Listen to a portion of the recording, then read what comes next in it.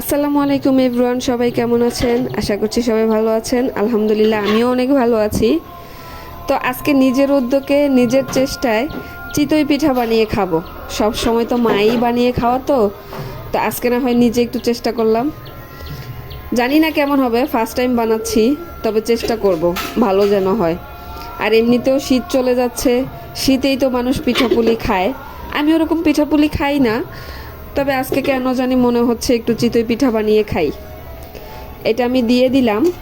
এখন দেখি মানে কতক্ষণ লাগে এটা হতে। আমি এখন ঢাকনা দিয়ে দিব, দেখি কয় মিনিট সময় লাগে।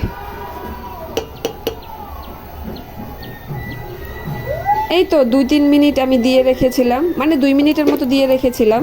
এই যে দেখেন একটু ফুলেছে। যাই হোক, ফার্স্ট টাইম বানিয়েছি, তাও খারাপ হয়নি। এখন আমি এটা খুন্তির সাহায্যে তুলে নিব, দেখি কিভাবে উঠিয়ে নিতে পারি কিনা।